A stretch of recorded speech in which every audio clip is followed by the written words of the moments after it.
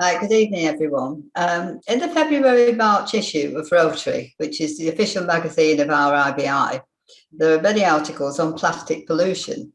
And a Rotary group named End Plastic Soup Rotary Action Group has been founded. The co-founder of the group has said that 80% of plastic waste gets into the ocean sooner or later through the air or through our rivers, which is quite worrying. Our speaker this evening is Emily Stevenson, a marine biologist and co-founder of Beach Guardian, set up in 2017. Beach Guardian is a community interest group based in Cornwall, organising beach cleaning, conducting educational workshops, and an awful lot more. Emily has a Rotary Young Citizen Award, a Point of Light Award from the Prime Minister, and was given a Diana Award in 2020 for social action and humanitarian efforts. She's currently studying for a master's degree, researching the role of microplastics in the dissemination of potentially pathogenic or antibiotic-resistant bacteria. And she's only 23 years old. Wow. So I'll now leave Emily to tell us more. Thank you very much for such a fantastic introduction, and thank you to all of you for joining me this evening to hear what I have to say, and of course thank you for inviting me along to speak to you.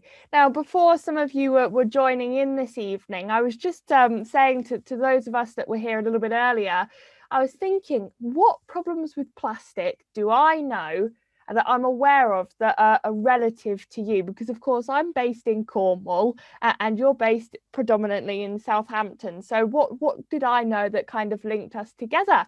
And you may have seen in the chat that we're talking about the Chesil Bay Nature Reserve that's in Southampton. Thank you very much for everybody that's been helping me identify where and what that was, because I knew I could think of something.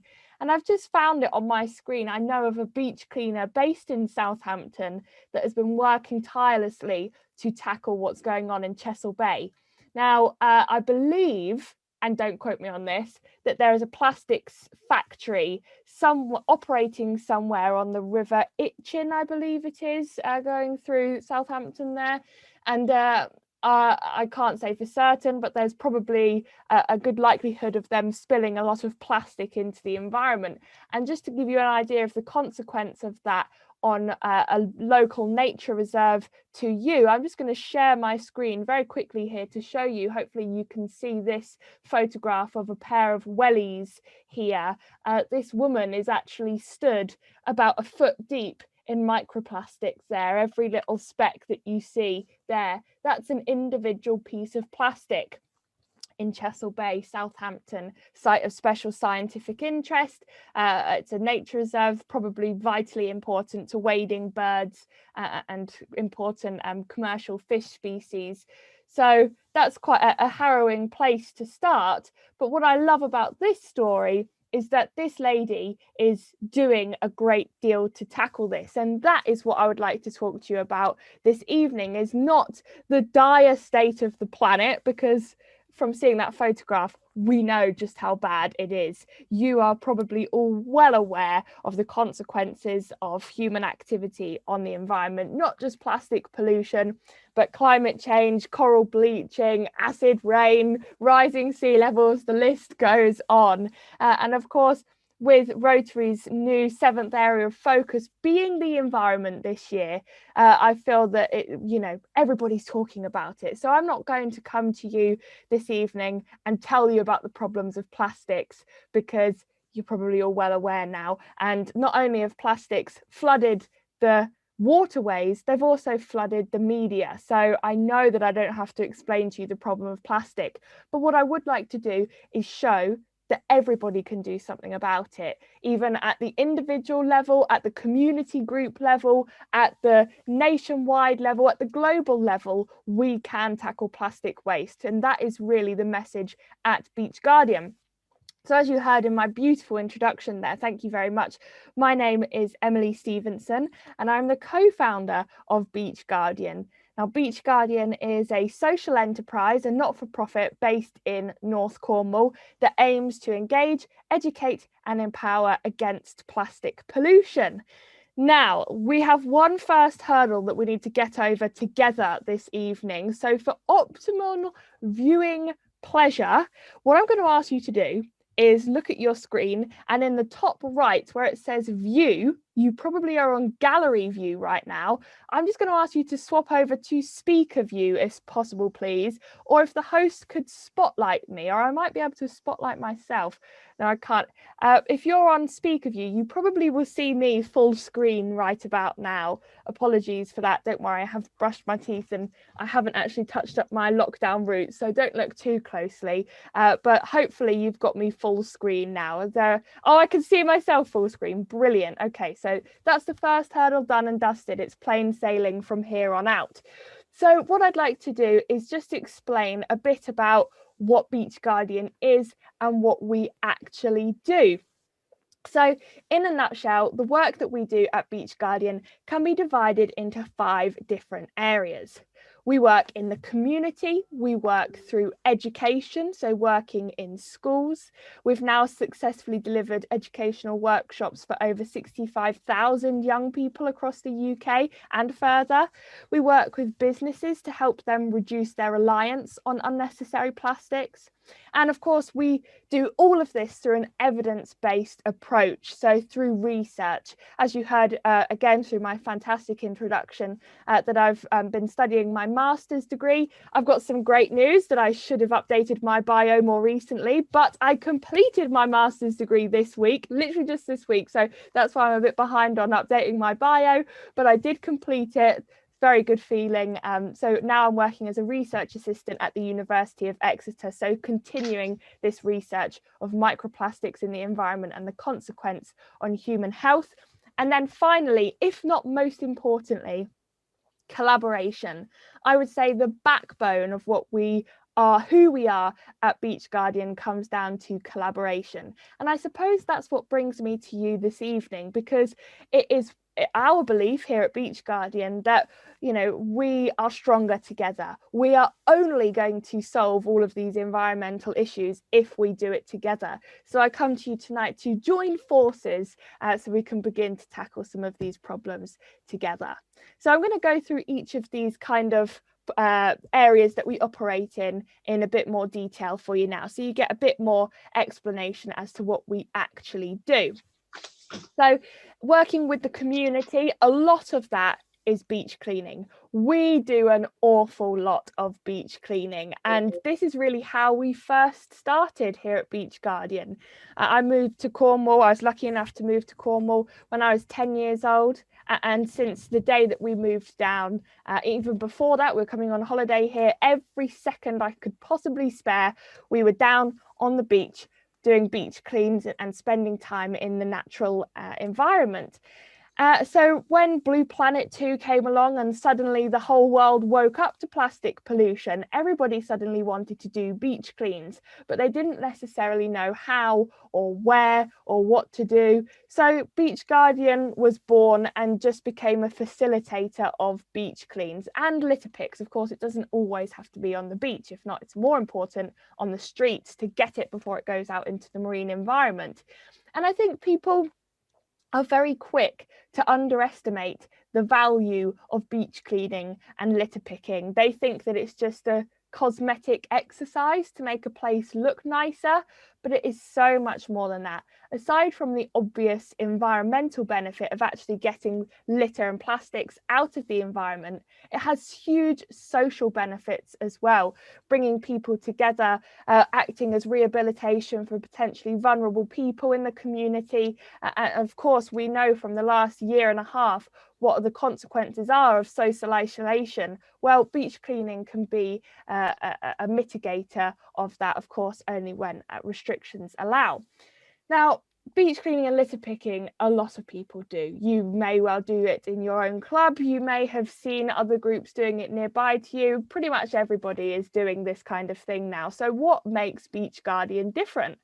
Well, when we first started, we suddenly realized, you know, oh my goodness, we're collecting a lot of plastic waste? What are we actually going to do with it? At the time, we were just taking bin bags of waste off the beach and putting them into the bins on the beach. But really, we had no idea where that rubbish was going. You put it in the bin, you close the lid, and you've washed your hands with it, but it could be going straight back into the same environment that you've taken it from.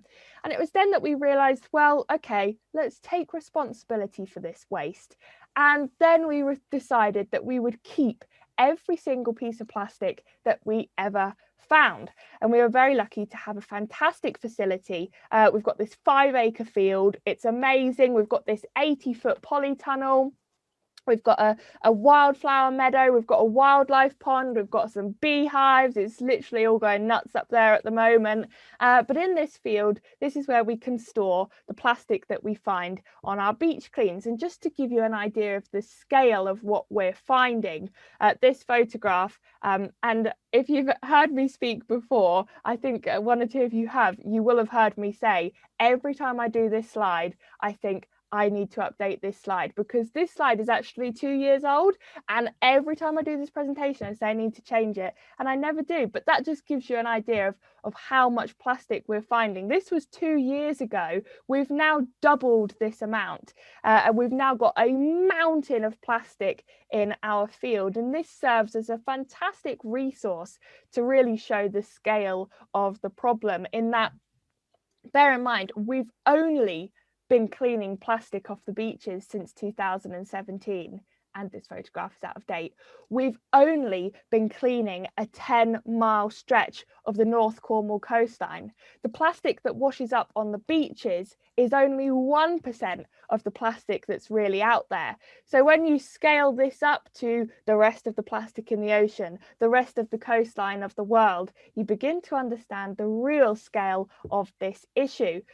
But we've still got that same problem that we encountered when we realised we had to keep the stuff we were finding, in that we're literally just taking plastic off a beach and putting it into a field. We're just taking plastic from one environment to another. What are we actually going to do with this waste? Well, to tell you this, I'm going to tell you one of my favourite stories that perfectly depicts what Beach Guardian is about. This is the perfect Beach Guardian model. And to tell you this, I'm going to tell you about an organisation that we absolutely love working with. I wouldn't say it's one of our favourites, because I love all of the organisations that we work with equally. You can probably see where I'm going with the organisation I'm about to talk about isn't a Rotary Club, it's the WI. But like as I say, I'm not showing favouritism, it's just a good story. So the local WI ladies said to us last year, "Oh, Beach Guardian, we've seen what you've been getting up to, you doing all of these beach cleans. We'd really like to get involved, but some of us have accessibility issues and we cannot actually get down to the beach to join your beach clean. So how can we help?" Well, we sat down with the WI and we said, well, what do you like to do then? And they said, well, we like to do our coffee mornings, and we have a really nice session every week where we do a knit and natter, and we do some knitting and we have a natter, and it's just very lovely. So I thought, okay, coffee morning, knit and natter, how can I make that work as a plastics campaign? So we sat down and I thought, right, well, when we do our beach cleans, we find a lot of fishing gear. When we find the fishing gear, it's very, very tangled up. And I mean like bird's nest, worst hair day of your life tangled up. There's no untangling it unless you've got hours and hours to spare, which the WI ladies did have to spare. So I said, let's sit down, let's bring you a few tons of this fishing gear that we found, because they really are big balls of tangled fishing gear. And we'll host a knot and natter coffee morning. So we went up to the WI, I dumped a load of plastic rope on them, and they sat, and the coffee morning was scheduled for 2 hours. They phoned me 8 hours later to come and pick up what they'd done, and they'd basically unravelled all of this tangled mess of fishing gear into these perfectly coiled, beautiful piles of rope. You can see in this picture here, they've actually got a chair out of their hall and they're wrapping this untangled rope around the chair to be coiled. It's absolutely lovely. It sounds almost like it's a bit like slave labor. It's not. They love it. It's very therapeutic. It's almost like the reverse of knitting. So, you know, it's a lovely exercise and it's bringing people together. But we've still kind of got this issue of just moving plastic around the country. We're just taking plastic off a beach into a field to the WI hall. Like, what is the purpose? Yes, we've raised awareness during that time, and yes, we've united a community, but where is that plastic going? Well, once the WI ladies have turned it into these beautifully coiled ropes, we can then take it into schools. We can use it as a resource. When we take it into schools, the children can make things like this. This is a snail that one of the kids recently made me and I was able to take home. I've actually got a daddy snail and a baby snail to go with it too, but I've just got a new puppy and the dog has chewed them. So this is the only one that I'm left with now. And this just shows that this discarded waste that was left abandoned on the beach wasn't used for anything. It was just destructive to wildlife. But then the community came together. We brought vulnerable people together and combating social isolation down on the beach, getting this out of the environment. We take it to the field where we host another workshop, bringing people together, sorting through the plastic. We take it to the WI, who were not able to access the beach cleans, but they were able to do this for us. So we're bringing them together. Then we're taking it into schools, and the next generation are, you know, getting involved with this problem and doing their bit. And then they're like, oh my goodness, I made this amazing piece of artwork that I'm super proud of. I'm going to take this home and I'm going to show my friends and family. And now I want to go and do more beach cleans and find more of this stuff and make more snails. And it goes on and on and on. It's that ripple effect involving everybody in the community, using waste as a resource and having that circular model that just keeps going and going and going. So that is the exact model of what we do at Beach Guardian. That is who we are, which is a lovely story, very quaint, very Cornish and very community based. But that's only really half of the problem, isn't it? We're only addressing what's already out there. What about the plastic that's currently going into the environment? How about stopping it at the source as well as cleaning up what's been spilt into the environment? And we had this analogy a couple of years ago, which was if you have a leaky sink in your bathroom, you wouldn't spend year after year mopping up the floor. You'd fix the tap. The plastic on the beaches is the spill on the floor. We will be cleaning up that spillage, mopping up that floor for the rest of our lives unless we turn off the plastic tap. We have to stop it at the source as well as clean up the floor. And it was then that we realized we need to work with some big organizations to stop it at the source.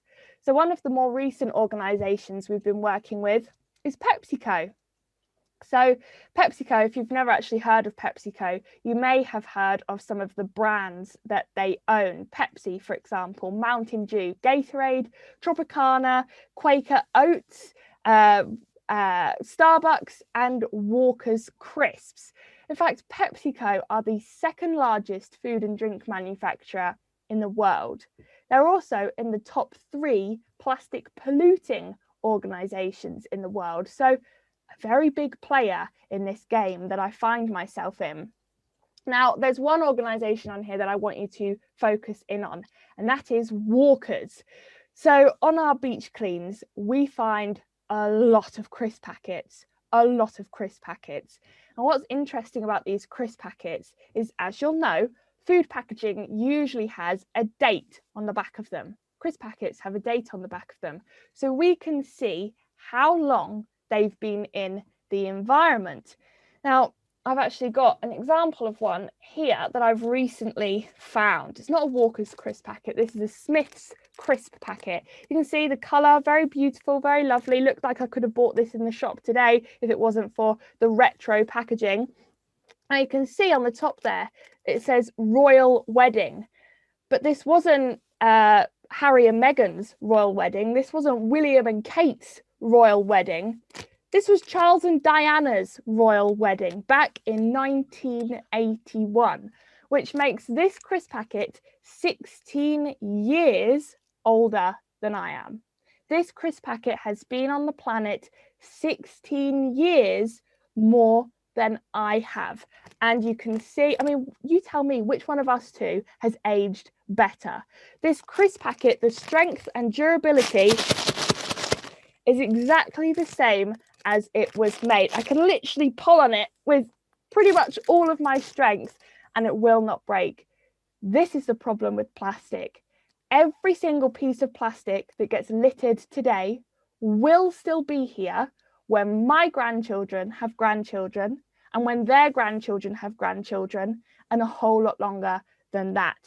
And I couldn't believe, I mean, this is just one of the many that we find. I've actually got 4 folders filled with these crisp packets now, all vacuum sealed, all in date order. I've become a little bit obsessed with it because I think they're very cool. I'm really seeking. 1997, there was a Spice Girls collection of Walker's crisp packets. I really want a full set of Spice Girls. Haven't found a single one yet, so I'm bridging on going on eBay and just buying them, but I haven't got to that stage yet. I have become obsessed, but I couldn't believe that nobody was talking about this. Nobody was talking about this non-recyclable single-use packaging in the environment. And whilst I think it's great to have a collection, I would obviously rather that they weren't there. So I wanted to send a message to Walkers, to PepsiCo, that this was totally unacceptable. But they're the second largest food and drink manufacturer in the world. How does a 21-year-old woman from Cornwall, I was 21 at the time, bring attention to this message? How do you get the attention of PepsiCo? Well, I knew I had to do something pretty big to get their attention. So for my graduation from my marine biology degree in 2018, I wore this dress that I made out of Walker's crisp packets. Now this did exactly what I needed it to do. Walkers and PepsiCo knew who I was. The media went mad for it. So they said, okay, Emily, fine. And you can see I don't have lockdown roots there. Very blonde, no roots at all. So Walkers and PepsiCo said to me, okay, Emily, fine. By the year 2025, we will make 100% of our packaging recyclable, compostable, or biodegradable. I said, okay, that's lovely. Thank you for your targets that you're setting. By then, you'll have produced 28 billion more packets of crisps. You need to do something in the meantime to stop those packets ending up on the beaches here in Cornwall, in Southampton, all across the UK, all across the world. So I had some fantastic opportunities to go live on Sky News, BBC, and the reporters, they said to me, you know, Emily, you've done what anybody can do. You've put attention on an issue. Anybody can raise an issue, but what is the solution? So I said, well, there is actually an organisation called TerraCycle who can recycle crisp packets. All Walkers need to do is team up with them, offer a collection scheme where people can collect crisp packets and send them off to be recycled. I threw them a lifeline. I told them what I thought that they should do.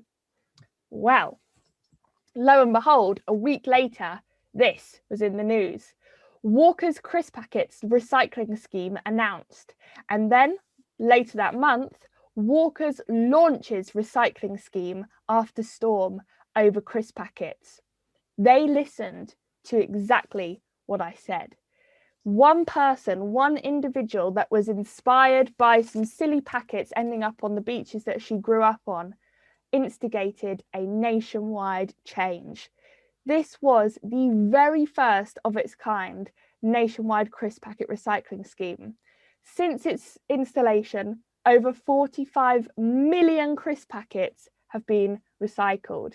So hopefully this goes to show that if you are passionate about something, if there is a change that you want to see in the world, there is absolutely nobody stopping you. And it doesn't mean that everybody has to start walking around in Walker's crisp packet dresses. There are things that we can all do in our everyday lives to instigate positive change. And that leads me perfectly on, perfect segue into what I'd like to end on. And that is really a message from nature. I am so lucky to see things in the natural world that inspire me every single day. And one of them was this. This is when I'm going to really channel my inner weather woman. So this is a plastic paint pot that I found on a beach clean that I did recently. And you can see that attached to this plastic paint pot are some very strange looking organisms. These are called goose barnacles, and they've made this plastic paint pot their home.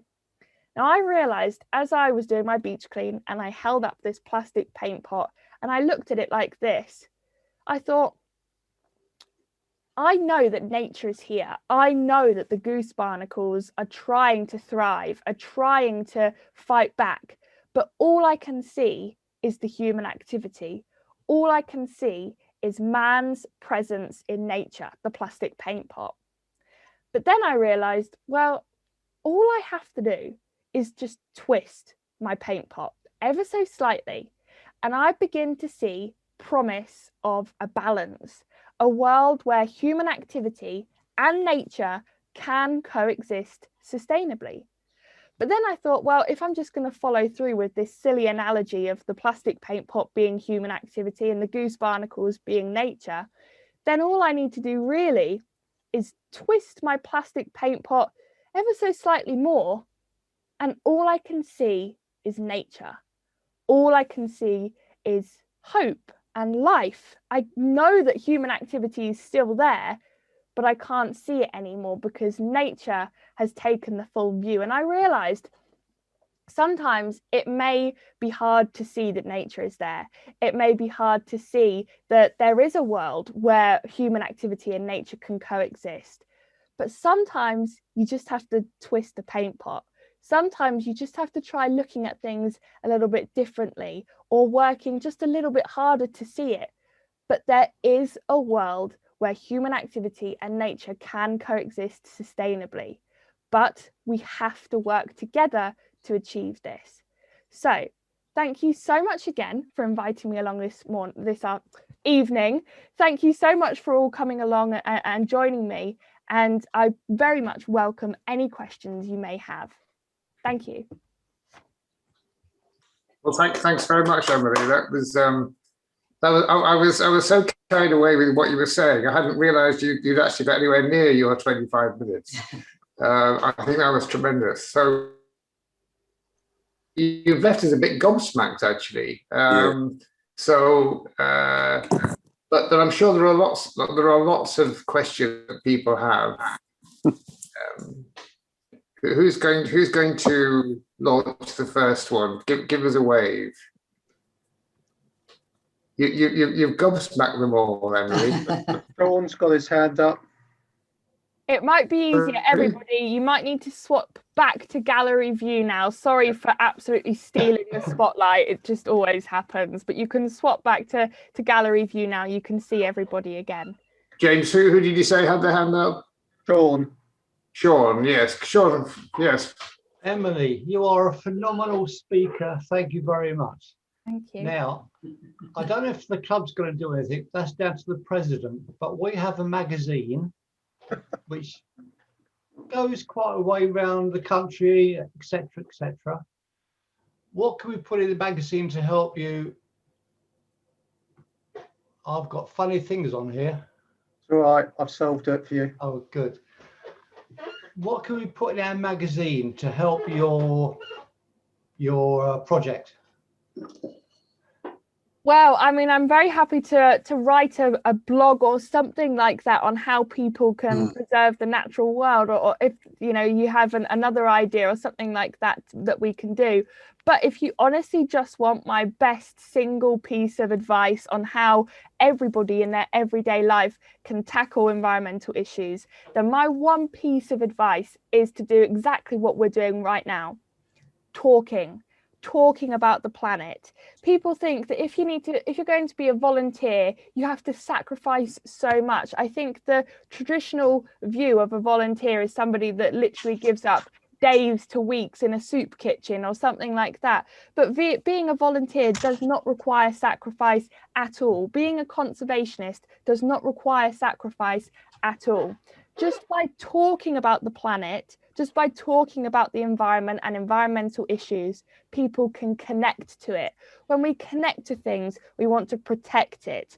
Talking is the most accessible thing that we do every single day. It's the most human thing. Anybody can do it. By talking about the planet, by connecting to the planet, we can then protect it. So that is my one best piece of advice. So I'll send you this video for you to authorize, and then I'll put some ideas to you that we can put in the magazine if that's okay with you. Perfect. Thank you. You said I had. What had you in mind? Oh, sorry, I think I lost you a little bit there. Could you repeat it quickly? Sorry, Sean said the president had to do something.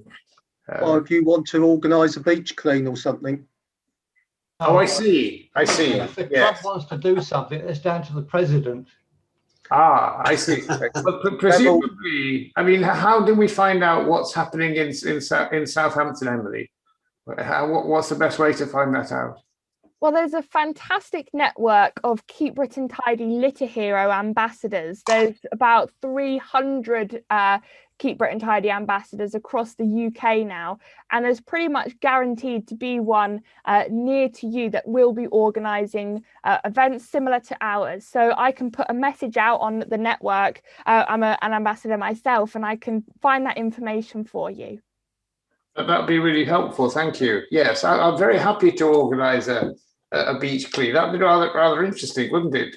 I think it's one thing actually, seeing it on a screen. It's another thing actually getting down there and seeing what happens to the waterways. Yeah. Neville's trying to raise a question. Alistair, sorry. I'm just going to mention, President, that if you enter Beach Guardian on Google, the very first entry is Emily the Beach Guardian. Right. Very good. A very good website there, which could help us a lot, I'm sure. Good start. Thanks, Neville. Alistair? Yeah, there's if you Google Chesil Beach Nature Reserve that Emily talked about, there are a couple of pretty good sites there, one of which run by Southampton Council, which talks about what conservation is done there. The biggest problem apparently on Chesil Bay is not from local production, it's the wind and tide bringing pollution up the river. So there are organised beach cleans on Chesil Bay Nature Reserve twice a year, and we try to limit it to that because it's very disruptive to natural habitat and wildlife. But it sounds like there might well be an opportunity, if we wanted to get involved with the Chesil Beach Nature Reserve. Yeah, absolutely. That's tremendous. Which I'm looking at the minute. John? Yeah, I'll just say that the District Rotaract Club, they've done a beach clean down at Bournemouth, where this was before lockdown. So it is going on in our area already. I must say, if you do run a beach clean and you find any crisp packets, you know where to send them, because I will be absolutely fighting, especially if they're a Spice Girls packet. But what I will say is that we've developed a set of video tutorials of how to do a beach clean, how to keep safe and what to look out for. So if that kind of thing will be beneficial, I can send that your way as well. Okay. Thanks, Emily. That'd be really helpful. Thank you. Yeah. Alan's raised his hand, Peter. Alan. Thank you, Emily. So that was a lovely sort of presentation. I thoroughly enjoyed it, and I also gained a lot from your enthusiasm. Was infectious, if anything. I note that you're a community interest company, basically, which is, for the benefit of those who don't know, basically you're not for profit, but you do make a profit.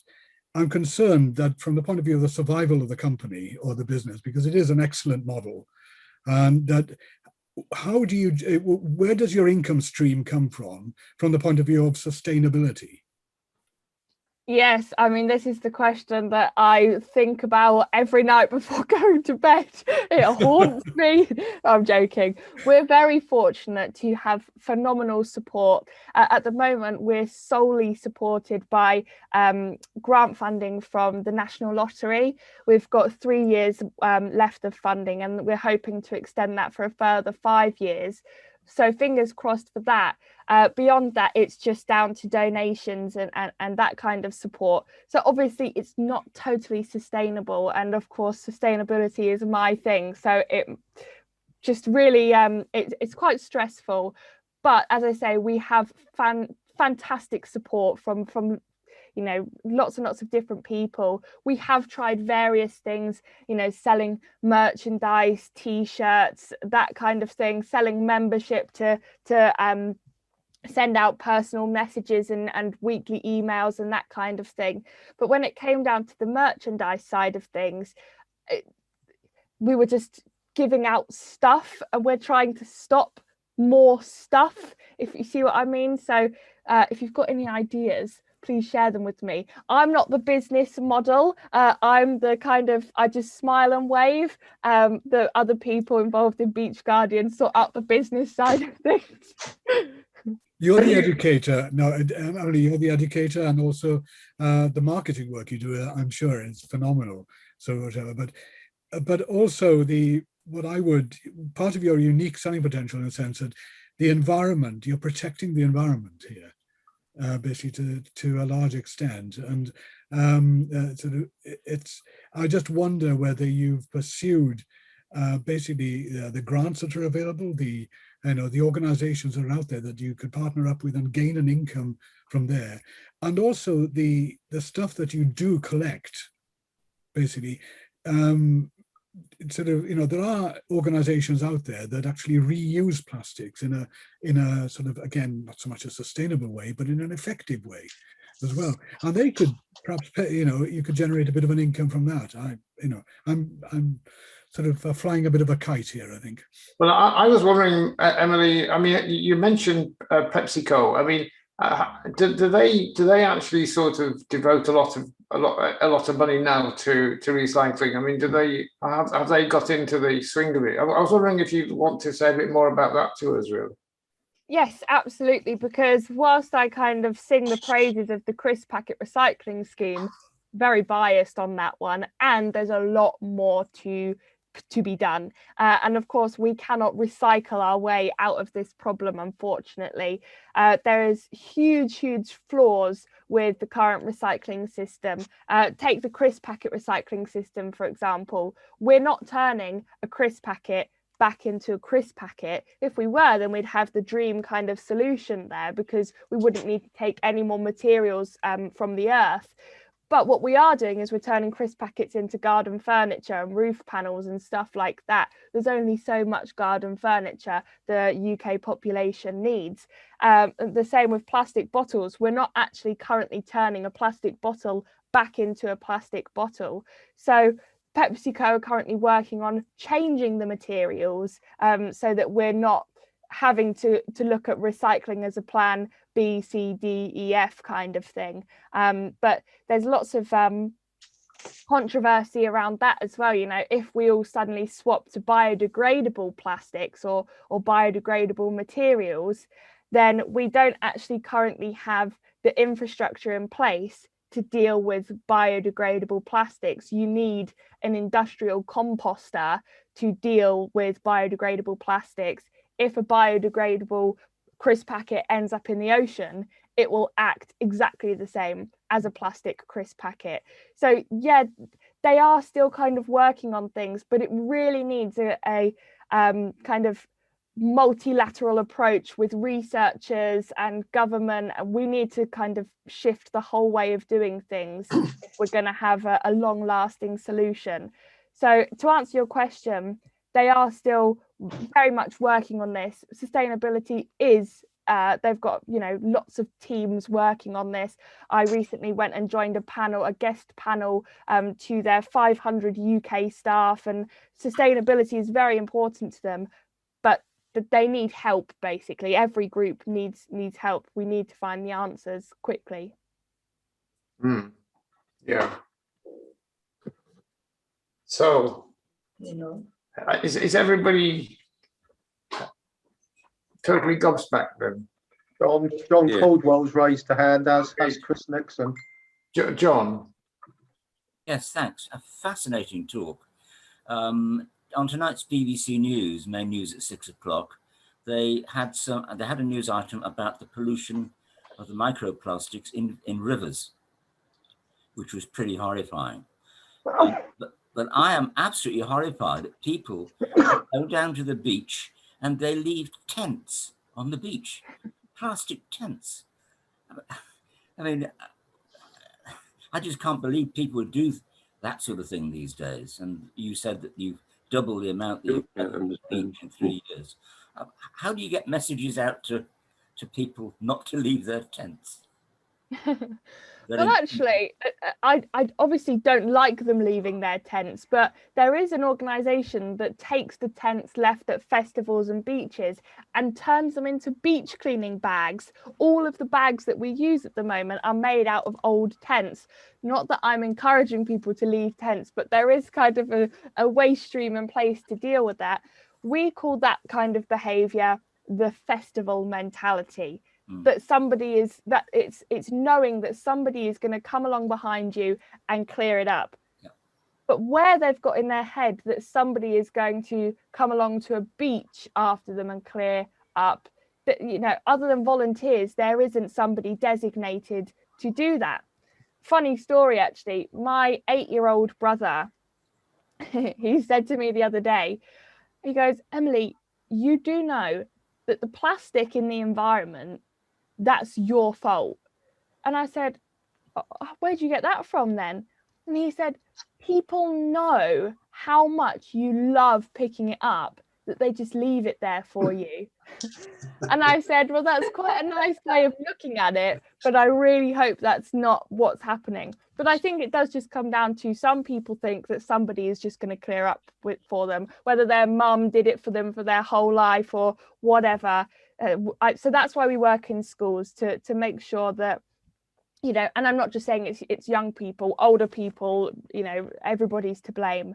But we're really trying to start from young ages, knowing that the responsibility for the planet is ours and ours alone.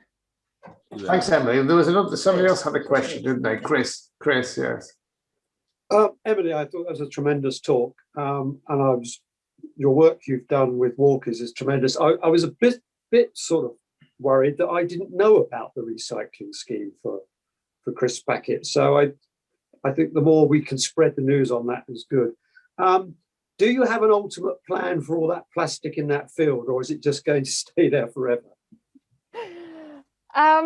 It's been really interesting to have it as a resource. I think we're one of few organisations that actually do have that amount concentrated in one place. The benefit of that being is once there's a bulk, there's more value. You know, the problem with hard to recycle things is that you need a lot of it to actually have a value to actually then recycle it. So having this big pile of waste, there's been, over the 4 years of as we've been collecting it, there's been new innovations and new solutions coming along. So we can say, you know, oh, whilst you've been developing that, we've been collecting that. So now you're ready. Here's 5 tons of that to get you started on your new recycling stream.